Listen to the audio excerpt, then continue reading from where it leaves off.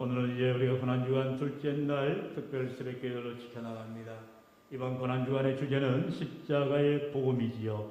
십자가가 우리에게 예수님의 사랑을, 또한 예수님이 나를 위한 헌신을, 또한 그 순종의 모습을, 또한 희생의 모습을, 무엇보다도 복음을 우리에게 보여주셨습니다. 십자가를 통하여서 우리 주님께서 당하신 그 고난이 내가 당해야 될 고난이요, 내가 주님 앞에 믿음으로 결단해야 될 헌신을 기억하면서 이제 다가오는 부활주에 우리 주님의 부활을 동참하며 또 함께 승리하는 우리 모든 삶이 되어야 할 줄로 믿습니다. 오늘 두 번째 십자가의 복음의 말씀은 바로 마리아에 대한 헌신의 모습이 주님의 그 십자가의 헌신과 닮아 있음을 보게 됩니다. 본문에 보면 1절로 2절에 이렇게 본문은 시작하지요. 6월절 엿새 전에 예수께서 베다니에 이르시니 이곳은 예수께서 죽은 자 가운데서 살리신 나사로가 있는 곳이라. 거기서 예수를 위하여 잔치할세 마르다는 일을 하고 나사로는 예수와 함께 앉은 자 중에 있더라. 아멘. 우리가 잘 알듯이 베다니 바로 예루살렘에서 가까운 동네입니다. 마치 서울과 일산과 같은 그런 지리적 위치입니다. 그래서 예수님께서 지방에서 이제 갈릴리에서 예루살렘으로 올라오실 때에 늘 거치던 곳이 바로 베다니에 있는 이 나사로의 집이었어요. 나사로와 예수님은 아주 친한 관계였습니다. 늘 막역한 그런 친구지간이나 마찬가지죠. 그리고 그 가정에 이제 부모에는 성경이 나오지 않지만 이제 남매들이 나오죠. 바로 오라버니 나사로와 그리고 마르다와 마리아가 나오게 됩니다. 이렇게 친한 가정에서 이제 나사로가 그만 죽을 병에 걸려서 죽게 되는 것입니다. 그리고 예수님께서 항상 예루살렘에 가실 때에 늘 거치던 베다니, 이제 예수님 멀리 계시지도 않았어요. 그런데 죽은 지 나흘이나 지나서 이제 냄새가 나고, 그 당시에 매장 문화가 아니죠. 이제 중동에서는 돌에다가, 이 돌무덤에다가 미라로 해서 밀봉을 합니다. 그런데 죽은 지 나흘이 지난 나사로, 결국 냄새가 나고 아주 진동을 하는 그런 상황에서 얼마나 마르다와 마리아의 마음속에는 정말 낙심하고, 아니 그토록 친하셨다는데, 그렇게 우리 가정을 잘 돌보셨다는데 왜 나의 오라버니가 죽은 지 나흘이나 지났는데 예수님은 꿈쩍도 하지 아니하시고 오시지도 아니하는가, 아주 절망 가운데 있었던 것이지요. 그럴 때에 우리 예수님께서 이제 오셔서 말씀하는 내용이 나오지요. 바로 앞부분인 요한복음 11장 21절로 26절의 말씀이지요. 우리 21절로 26절 저하림에 앉아서 교도가 봅니다. 제가 먼저 21절 있습니다. 마르다가 예수께 여짜오되 주께서 여기 계셨더라면 내 오라버니가 죽지 아니하였었나이다.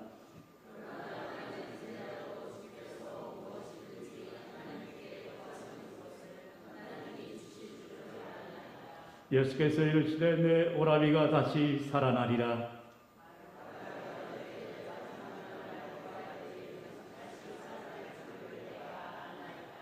우리 25절로 26절 같이 공독합니다.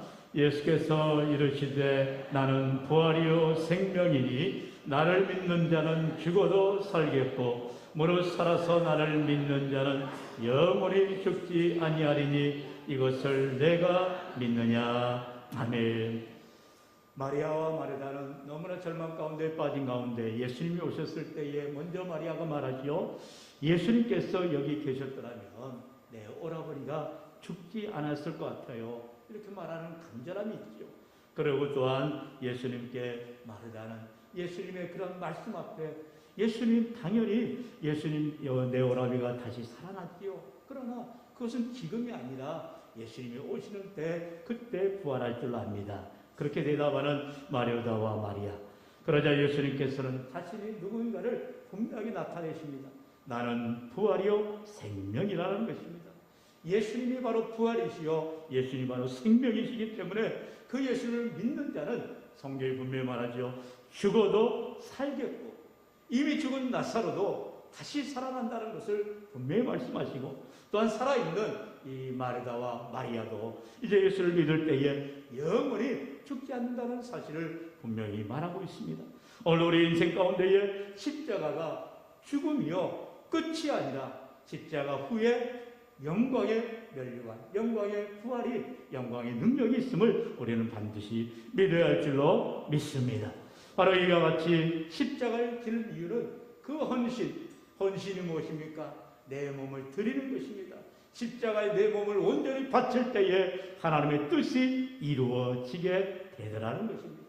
문제는 오늘 본문에 나오듯이 이 마리아의 헌신을 못마땅하게 여기는 자들이 나타나게 되는 것을 보지요. 우리 본문 3절로 8절의 말씀을 우리 다시 한번 교독할 때 우리 다시 한번 3절로 8절의 말씀 한 절씩 교독해 봅니다. 제가 먼저 3절 읽습니다.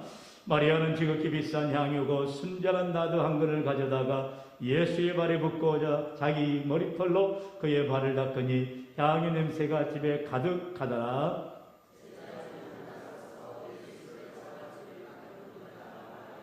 이 향유를 어찌하여 300데나리온에 팔아 가난한 자들에게 주지 아니하였느냐 하니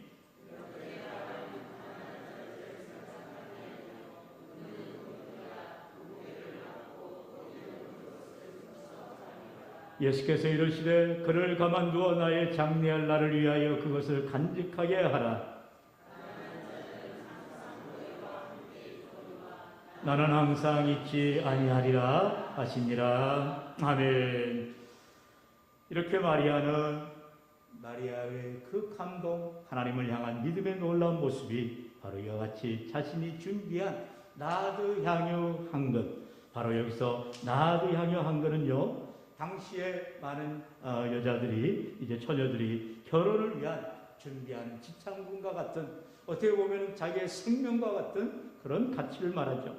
당시에 노동자 하루 품삯이 한 데나리온입니다. 그래서 가치가 5절에 말하기를 300데나리온에 팔아. 그러니까 이 나드 향유 한 근은 300데나리온과 같은, 요즘 가치로 따지면 3천만 원이 좋게 되는 그러한 비싼 그런 가치가 있는 나드 향유였죠. 그것을 예수님 앞에 떼어져서 예수님의 머리를 또한 씻어드리고 예수님 앞에 그의 발에 엎드려 간절히 기도하며 간구하는 것을 보게 됩니다. 이 마리아의 행동, 이것은 예기치 않은 행동이죠. 그리고 마리아가 예수님을 사랑하기 때문에 할 수 있는 최소의 모습이 바로 이러한 헌신으로 나오게 되는 것입니다. 그런데 이것을 제대로 파악하지 못하고 알지 못하는 그저 긍정적인 시각으로만 바라보는 그런 세속적인 사람들은요, 이 주님을 위해서 자기의 귀한 것을 내어드리고 사랑의 표현을 하는 마리아에 대해서 딴지를 거는 것을 보게 되지요. 그럴 때에 그들에게 예수님께서 7절로 8절에 말씀하십니다. 나는 항상 너희와 함께 있지 아니한다. 나는 너희와 항상 있지는 않는다. 항상 있지는 않기 때문에 언제나 예수님 앞에 믿음으로 지금 내가 사랑의 고백, 헌신의 삶으로 나아가야 한다는 거죠. 무슨 말입니까? 헌신이라는 것은 지금 해야 된다는 것이죠. 내가 나중에 돈이 있을 때 하겠다. 내가 나중에 건강할 때 하겠다. 내가 나중에 시간 있을 때 하겠다. 그건 헌신이 아니죠. 우리 하나님께서 우리를 각자에게 부르십니다. 하나님의 귀한 나라를 위해서, 주님의 몸되기를 위해서 섬기라고 말합니다. 오늘도 이렇게 고난주간을 맞아서 특별 새벽기도로 매일같이 교회에 나와 새벽기도를 쌓아야 되는데 우리가 지치고 힘이 없고 때로는 게을러서 우리가 나오지는 못해요.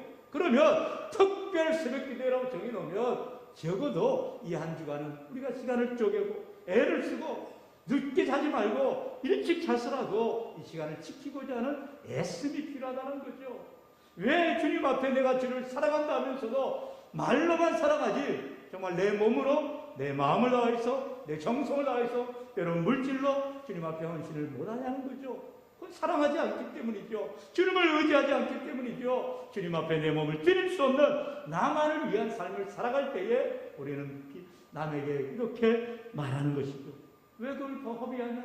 왜 그걸 쓸데없이 쓰냐? 나를 위한 삶으로 살아야지. 여러분, 오늘도 우리 주님께서는 나를 위해서 생명을 아낌없이 내어주신 것입니다. 우리 주님께서 나를 위하여서 바치신 그 헌신을 우리는 기억할 때에 주님, 내가 주님 앞에 드릴 것이 이것밖에 없습니다. 나 같은 죄인을 불쌍히 여기셔서 나를 긍휼히 여기시고 나를 사랑하여 주시니 참으로 감사합니다라고 우리는 고백하는 자들이 되어야 한다는 것입니다. 우리가 무슨 마리아와 같이 나도 한 번을 한 번에 들을 수 있는 능력이 있겠어요? 우리는 전혀 없지요. 그러나 내 자그마한 정성으로, 내 작은 믿음으로라도 주님의 사랑에 감사하며 내게 주어진 작은 일에 최선을 다해 감당하고자 할 때 우리 하나님이 감동하시고 은혜를 부어주시는 것입니다. 여러분, 바울을 보십시오. 바울이 어떤 사람입니까? 빌립보서 3장 5절로 8절에 바울은요, 내가 8일 만에 할례를 받았고 이스라엘 족속이고 베냐민 지파고 히브리인 중에 히브리인이요 율법으로는 바리새인이라고까지 말합니다. 바울은요, 완벽한 사람이었어요. 그에게는 예수님이 절대로 필요하지 않은 자였죠. 그래서 예수를 믿는 자들을 잡아다가 옥에 가는 일에 앞장을 섰던 율법주의자였습니다. 율법으로는 구원받을 길이 없다니까요. 그래서 어느 날 다메섹 도상에 예수님을 여전히 믿는 자들을 잡으려고 나아가는 바울을 예수님이 직접 만나셨죠. 그리고 그 인생을 완전히 180도 바꿔놓게 됩니다. 여전에는 예수님을 향한 핍박자요, 그가 고통을 가진 자였지만 이제는 예수님을 위한 헌신의 자로, 믿음의 자로 결단하게 되어진 것을 봅니다. 예수님을 만나게 되면 이와 같이 예수님을 핍박하는 자들도 돌아서게 되더라는 거예요. 어느 누구도 저 인생을 변화시킬 수 없을지라도 주님을 만나면 바울과 같이 완전히 뒤바뀐 인생이 되어지는 것입니다. 오늘 우리가 주님을 만나야만 주님의 사랑을 깨닫게 되어지고 십자가를 통한 주님께 헌신하며 내 생명을 다하여 살아가는 귀한 인생들이 되어지는 것입니다. 그렇다면 우리 주위에 정말로 마리아처럼 자기의 모든 것을 들여가며 애쓰며 수고하는 자들이 낭비인가요? 정말 그것이 쓸데없는 일인가요? 절대로 그럴 수가 없죠. 하나님 나라 앞에 주님께서 우리를 인정하여 주시고 우리에게 칭찬하여 주시고 상급으로 함께하여 주신다는 거죠. 바로 바울은 이런 믿음이 있었던 것입니다. 우리 디모데후서 4장 7절로 8절 다 같이 읽습니다. 시작. 나는 선한 싸움을 싸우고 나의 달려갈 길을 마치고 믿음을 지켰으니 이제 후로는 나를 위하여 의연 연료관이 예비되었으므로 주 곧 어려우신 재판장이 그날에 내게 주실 것이며 내게만 아니라 주의 나타나심을 사모하는 모든 자에게도니라. 아멘. 바울은 자신의 싸움이 선한 싸움이요 달려갈 길을 다 마치고 믿음을 끝까지 지켰. 어제도 말씀드렸지요. 전 번연의 그 철로역정에 보면 믿음이라는 자가 세상의 고통과 어려움과 모든 수고를 다하고 천국문 앞에 이를 때에 수많은 사람들이 다 미끄러지고 넘어지고 결국 천국에 들어가지 못하는 거예요. 단 한 가지 이유, 믿음이 없었어. 예수님이 나의 구주임을, 예수님이 나의 생명을 구원해 주신 주님임을 믿지 못한 관계로 천국에 들어가지 못한 것을 보았습니다. 바울은 끝까지 내가 선한 싸움을 싸우고 믿음을 지켜나갈 때에 우리 하나님께서 예비하신 의의 멸류관, 금멸류관, 생명의 멸류관을 내게 씌워줄 것이다. 뿐만 아니라 우리 모두에게도 그것을 주실 것이다. 바로 하나님의 상급을, 주님 주신 능력을 기대하며 우리에게 주어진 십자가를 능히 지고 나아가야 될 것입니다. 십자가를 팽개친 자에게는 상급이 없죠. 십자가를 버린 자에게는 칭찬이 없죠. 십자가를 의지하지 않은 자에게는 영광이 없다는 것입니다. 오늘 이 시간 우리에게 주신 그 십자가의 헌신을 능히 감당하되 마리아처럼 바울처럼 주님 앞에 믿음으로 최선을 다하여 감당하시는 저와 여러분 되시기를 주의 이름으로 간절히 축원합니다. 축원합니다.